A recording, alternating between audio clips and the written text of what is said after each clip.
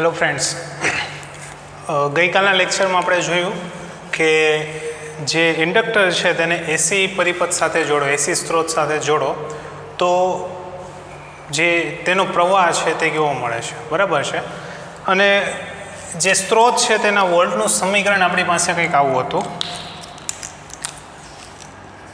વી બરાબર તત્કાલીન વોલ્ટનું સમીકરણ જે આવું હતું, VM sin omega T. Okay, અને પ્રવાહનું તત્કાલીન પ્રવાહનું સમીકરણ કંઈક આવું મળ્યું હતું, I is equal to IM sin omega T minus π/2. અને અહીંયાથી આપણને એવું પરિણામ મળેલું હતું કે V અને I જે છે એ બંને વચ્ચે કંઈક કડા તફાવત છે. બંનેની આવૃત્તિ તો સમાન છે, કેટલી ઓમેગા, પરંતુ કડા તફાવત કેટલો છે તો કે VI કરતાં π/2 કડામાં આગળ છે. ઓકે, એટલે V આગળ છે ને I પાછળ છે. હવે આ જે એસી સર્કિટ છે, પરિપથ છે, તેનો પાવર કેટલો થાય, પાવર વ્યય કેટલો થાય. ઓકે, તો એસી પરિપથમાં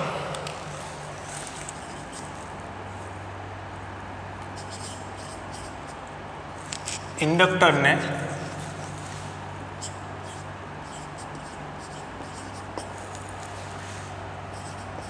એસી સ્ત્રોત સાથે જોડતા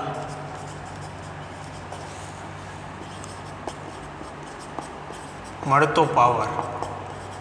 ઓકે, તો શું થાય છે અહીંયા? તો સૌથી પહેલાં આપણે મેળવીએ તત્કાલીન પાવર. ક્વેશ્ચન એવો પૂછાય કે ઇન્ડક્ટરને એસી સ્ત્રોત સાથે જોડતા મળતો તત્કાલીન પાવર અને સરેરાશ પાવર મેળવો અથવા સમજાવો.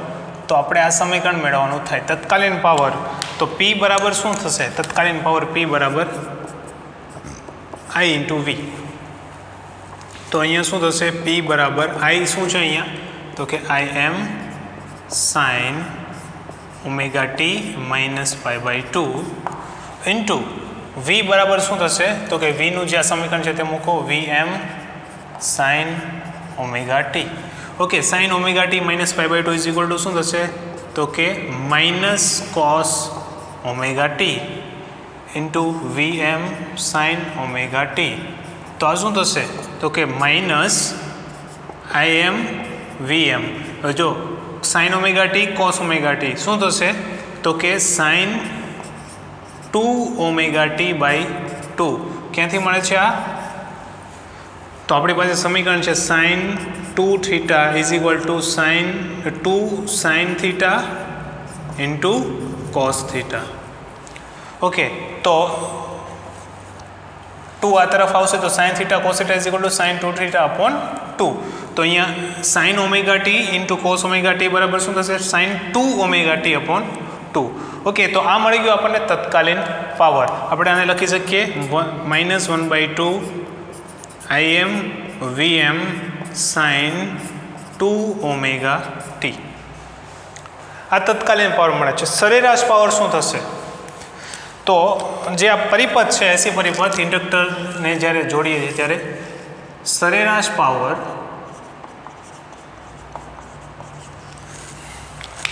જેને આપણે કેપિટલ P વડે દર્શાવીએ અથવા P બાર બરાબર શું થશે? તો કે જે Pનું સમીકરણ છે તે તત્કાલીન પાવરનું મૂકો તો અહીંયા -1/2 IM VM sin 2 omega T. Okay, તો આ શું થશે? -IM VM upon 2. આ અચળ છે તો એ બહાર આવશે. સરેરાશ ફક્ત કોની થશે? તો કે sin 2 ઓમેગા ટીની સરેરાશ થશે. તે આપણે આગળ જોયું કે સાઇનનું સરેરાશ મૂલ્ય શું થાય? 0. ઓકે, તો આ શું થશે? -IM VM બાય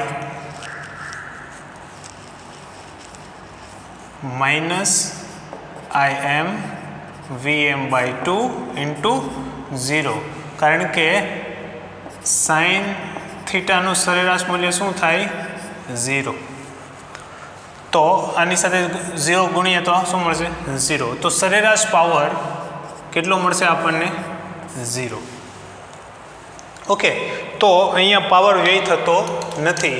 જે શુદ્ધ ઇન્ડક્ટિવ સર્કિટ છે બરાબર, શુદ્ધ ઇન્ડક્ટિવ પરિપથ છે, મતલબ કે જેનો ગૂંચળાનો અવરોધ અવગણ્ય હોય તેને શુદ્ધ ઇન્ડક્ટિવ કીધું હતું આપણે. તો તેમાં સરેરાશ પાવર કેટલો મળે છે?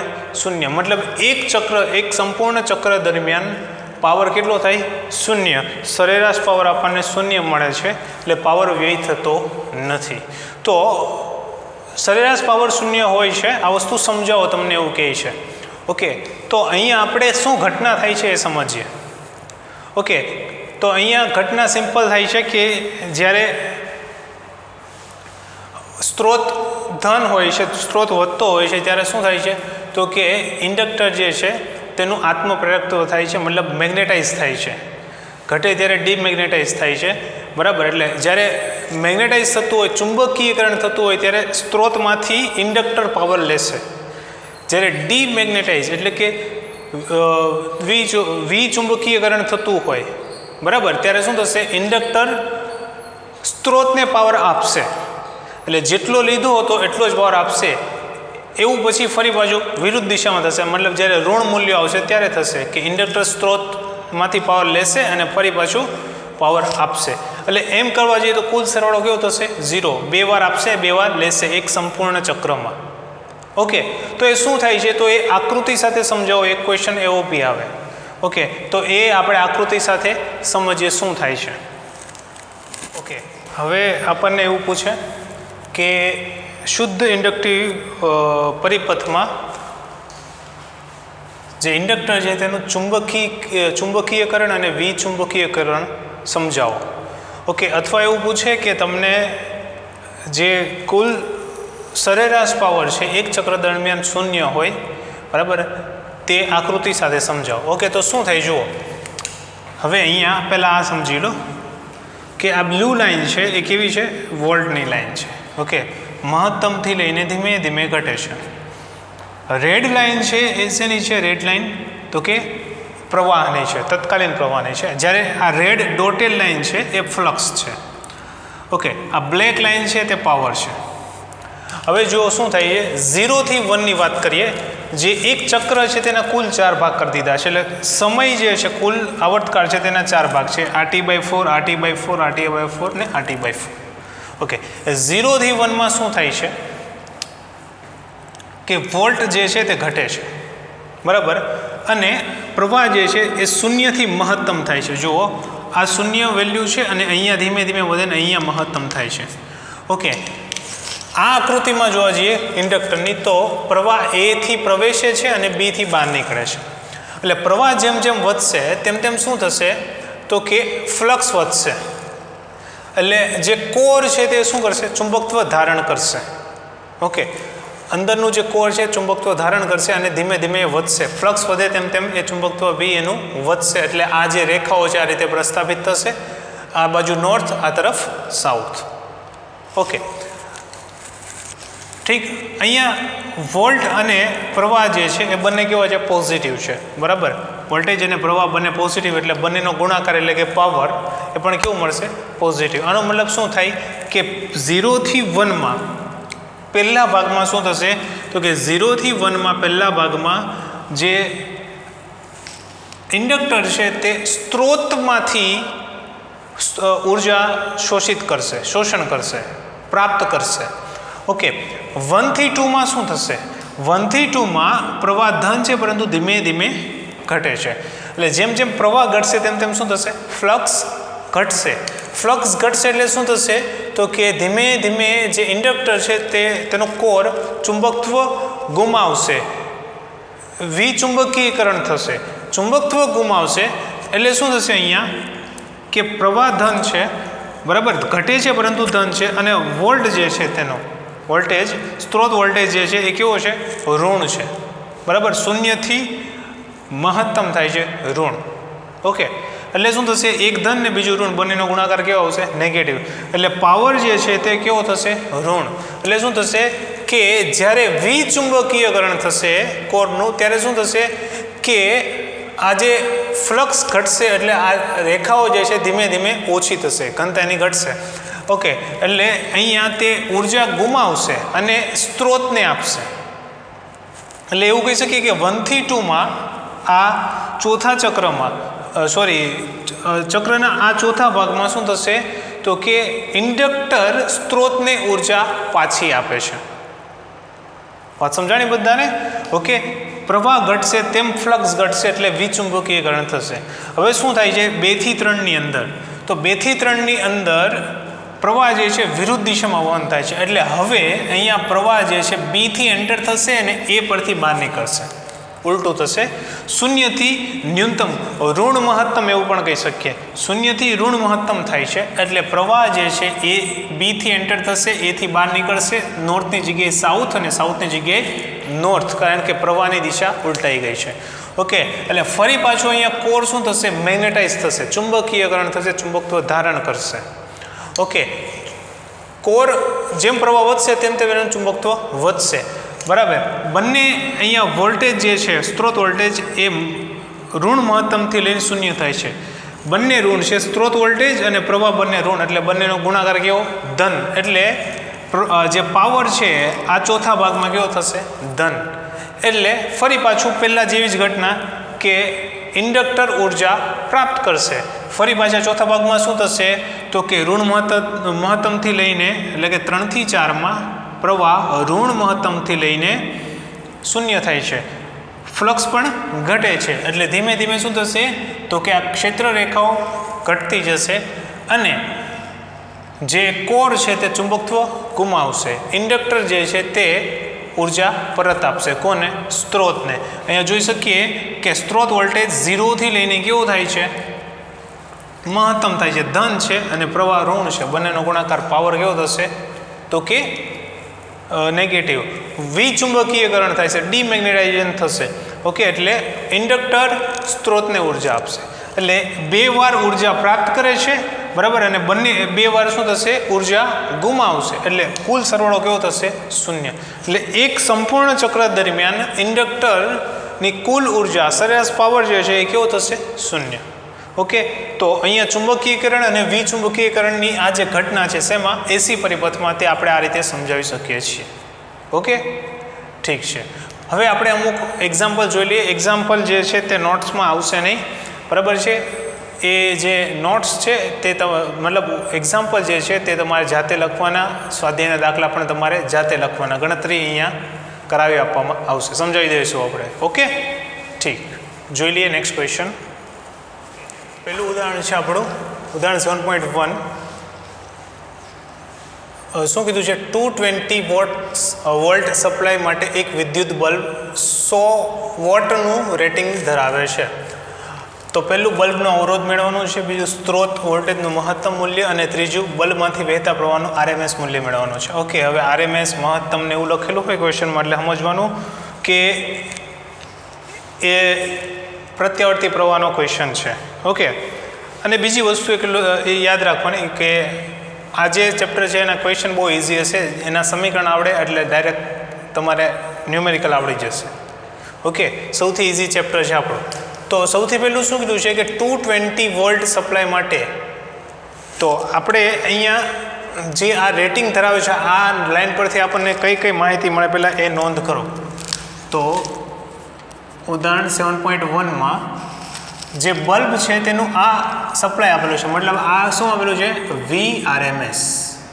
શું આપેલું છે VRMS, અથવા આપણે કહીએ કેપિટલ V બરાબર શું થશે 220 વોલ્ટ. પાવર આપેલો છે આપણને P is equal to okay એ 100 વોટ આપેલો છે. એ શું છે સરેરાશ પાવર. ઓકે, આ સરેરાશ પાવર છે, આ રેટિંગ ધરાવે છે એવું કહેવાનો મતલબ આ સરેરાશ પાવર છે. હવે આના પરથી બલ્બનો અવરોધ મેળવવાનો છે. તો અવરોધ R બરાબર શું થશે, તો બલ્બનો અવરોધ R બરાબર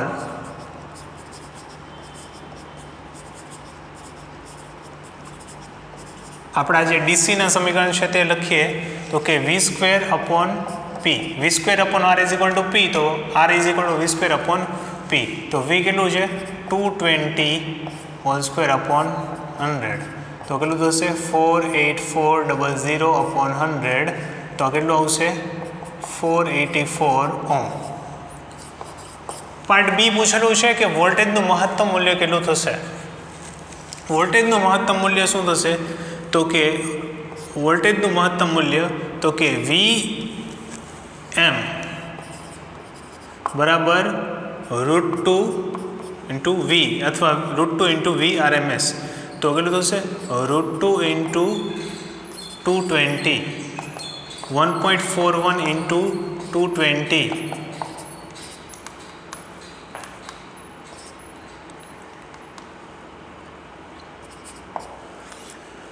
ઓકે તો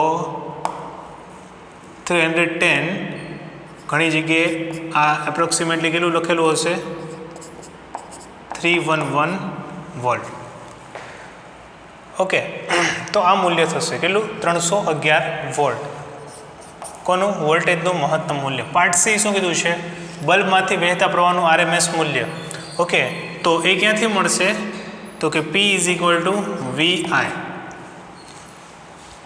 ઓકે તો I બરાબર P/V તો RMS મૂલ્ય I બરાબર શું થશે P કેટલું 100/220 કેટલું થશે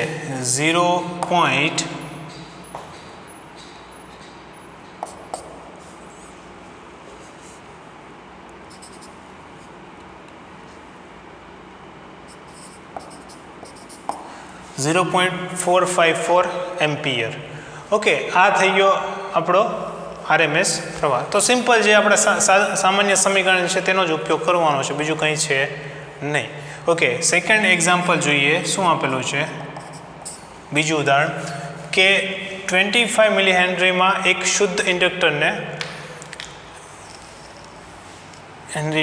એક શુદ્ધ ઇન્ડક્ટરને 220 વોલ્ટના સ્ત્રોત સાથે જોડેલ છે ઓકે જો સ્ત્રોતની આવૃત્તિ આવું લખેલું છે બરાબર સ્ત્રોતની આવૃત્તિ મતલબ AC સપ્લાય સ્ત્રોતની આવૃત્તિ 50 હર્ટ્ઝ હોય તો ઇન્ડક્ટિવ રિએક્ટન્સ અને પરિપથનો RMS પ્રવાહ મેળવો શું આપેલું છે તો કે ઇન્ડક્ટન્સ આપેલું છે કેટલું આપેલું છે 25 મિલી હેનરી એટલે તો SI એકમમાં લાવો તો 25 × 10⁻³ મિલી છે એટલે બીજું શું આપેલું છે તો કે RMS વોલ્ટેજ આપેલો છે બરાબર ઇન્ડક્ટરને 220 વોલ્ટના સ્ત્રોત સાથે જોડેલ છે મતલબ એનું મહત્તમ નહીં RMS મૂલ્ય આપેલું હોય કેટલું તો કે 220 વોલ્ટ ઓકે આવૃત્તિ આપેલી છે તો આ ઓમેગા નથી F છે કેટલી 50 હર્ટ્ઝ તો ઇન્ડક્ટિવ રિએક્ટન્સ XL બરાબર શું થશે ઓમેગા L બરાબર શું થાય તો કે 2πfL તો 2π × F કેટલું છે કિંમતો મૂકી દઈએ 2 × 3.14 × F 50 × L 25 × 10⁻³ તો કેટલું થશે 2 × 50 100 100 × 3.14 314 × 25 × 10⁻³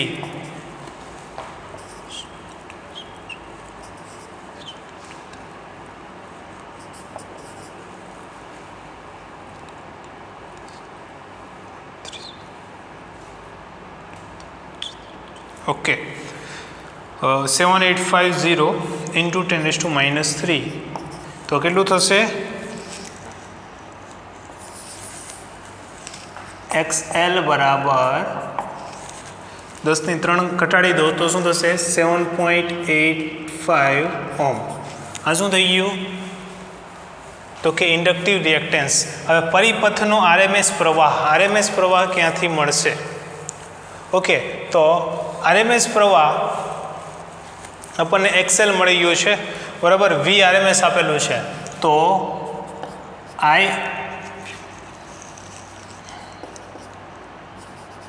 RMS પ્રવાહ I બરાબર શું થશે તો RMS પ્રવાહ I બરાબર V/XL V કેટલું છે અહીંયા 220/XL 7.85 ઓકે તો જે જવાબ મળે તે આપણો થઈ ગયો RMS પ્રવાહ ઓકે તો આ જે છે તે ગણતરી કરી લેવાની છે એ આ સમીકરણ આપણે જે થિયરી છે તેમાં આવેલું છે, બરાબર છે. થિયરીમાં સમીકરણ આવું આવેલું છે, Im is equal two Vm upon XL. Okay, હવે બંને તરફ √2 વડે ભાગી દઈએ. Im upon √2 is equal two Vm upon √2 into 1/XL. તો આ શું થઈ ગયું? IRMS. આ શું થઈ ગયું? VRMS upon XL. જે જવાબ આવે તે લખી દેવાનો છે.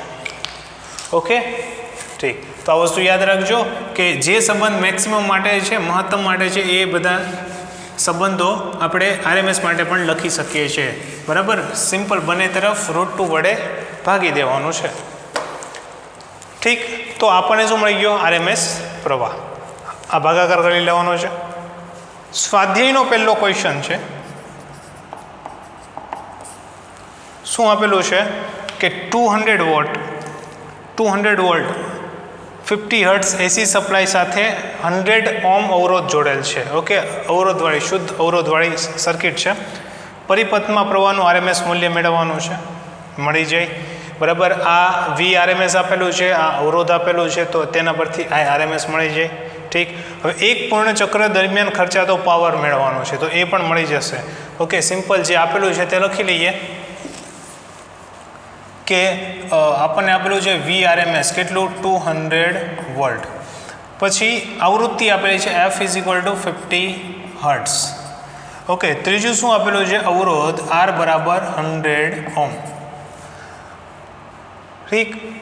પહેલું શું મેળવવાનું છે આપણે? પાર્ટ A, તો કે IRMS બરાબર શું થશે? તો કે VRMS અપોન R. તો કે 200 અપોન 100 કેટલું થશે? તો કે 2 એમ્પિયર. આ IRMS મળી ગયું. બીજું શું પૂછેલું છે આપણને? તો કે એક પૂર્ણ ચક્ર દરમિયાન ખર્ચાતો કુલ પાવર કેટલો? તો કે P બરાબર, સરેરાશ પાવર મેળવી લો, P બરાબર શું થશે? IRMS into VRMS. I કેટલું છે RMS? 2 ઇન્ટુ V કેટલું? 200. તો કેટલું થશે? 400 વોટ. ઓકે, તો આ જવાબ આવશે આપણો. હવે એક બીજું આવું પણ છે કે પાછળ જે ટેક્સ્ટબુક છે એની પાછળ જવાબ કંઈક અલગ આપેલા છે. આનો 2.2 આપેલો છે, આનું 484 આપેલું છે. તો એનું સિમ્પલ રીઝન છે કે V જે છે તે 220 લઈને કરશો તો તમારે પાછળ જે જવાબ આપેલા છે તે આવશે, બરાબર. એટલે અહીંયા કોઈ મિસ્ટેક નથી. ટેક્સ્ટબુકમાં જે પાછળ છે તે 220 લઈને લખેલું છે, તો એ તમારે સુધારો કરી લેવાનો છે. ઠીક છે. બંને રીતે ગણી લેવાનું. 200 વોલ્ટ બી લેવાનું છે અને 220 વોલ્ટ બી લેવાનું છે. બંને રીતે ગણીને જવાબ મેળવવાનો છે. ઓકે, બીજા બે ક્વેશ્ચન છે આપણા સ્વાધ્યાયના, એ પણ બહુ ઇઝી છે, જોઈ લઈએ. ત્યારબાદ ક્વેશ્ચન છે સ્વાધ્યાય 7.2નો. બે પાર્ટ છે. પહેલો પાર્ટ છે એસી સપ્લાયના વોલ્ટેજનું મહત્તમ મૂલ્ય 300 વોલ્ટ છે, તેનો RMS વોલ્ટેજ કેટલો હશે? આવું પૂછે તો ક્વેશ્ચનમાં લખીને આવવાનું કે ભાઈ આ અમારા લેવલનો ક્વેશ્ચન નથી, આપણે ગણવાનો નથી, એવું લખીને આવી જવાનું. અમારા લેવલનું પૂછો. જો બીજું શું પૂછ્યું? એસી પરિપથમાં પ્રવાહનું RMS મૂલ્ય આટલું છે, તો તેનું મહત્તમ મૂલ્ય કેટલું હશે? એઝ ઇટ ઇઝ, સિમ્પલ છે. શું કીધું છે?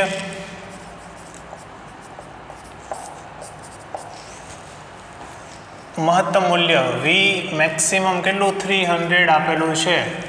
VRMS મેળવવાનું. VRMS બરાબર VM અપોન √2 કેટલું થશે? 300 અપોન 1.41 કેટલું થશે? ઓકે, તો ગણતરી કરીને આપણને અહીંયા જવાબ મળશે 212ની આસપાસ, 0.1 જેવું કંઈક છે. ઓકે, ભાગાકાર કરીને સોલ્વ કરી લેજો. પાર્ટ બી આપેલો છે આપણને એસી પરિપથમાં પ્રવાહનું RMS મૂલ્ય. ઓકે, પ્રવાહનું RMS મૂલ્ય આપેલું છે I10 એમ્પિયર. તો તેનું મહત્તમ મૂલ્ય કેટલું થશે? તો કે IM is equal two √2I. તો √2 1.41 ઇન્ટુ 10 બરાબર 14.1 એમ્પિયર છે. સિમ્પલ. ઓકે, સ્વાધ્યાય 7.3 શું આપેલું છે? કે 220 વોલ્ટ 50 હર્ટ્ઝના એસી સ્ત્રોત સાથે 44 મિલી હેનરીનું ઇન્ડક્ટર જોડેલ છે. પરિપથમાં પ્રવાહનું આરએમએસ મૂલ્ય મેળવો. ઓકે, તો આપણને શું આપેલું છે અહીંયા? તો કે વીઆરએમએસ 220 વોલ્ટ. ઓકે, આવૃત્તિ આપેલી છે F = 50 હર્ટ્ઝ. બીજું શું આપેલું છે? ઇન્ડક્ટન્સ આપેલું છે L = 44 મિલી હેનરી. બરાબર, એસ એકમમાં લખો તો થશે 44 × 10⁻³ ઠીક. IRMS મેળવો તો IRMS બરાબર શું થાય? VRMS/XL. શુદ્ધ ઇન્ડક્ટિવ સર્કિટમાં તો V/XL કેટલું થશે? તો કે V220/XL તો કે ω/L. તો આ થશે 220/2πfL. કિંમતો મૂકી દો તો કે IRMS બરાબર શું થશે? 220/2π ઇન્ટુ F કેટલું? 50.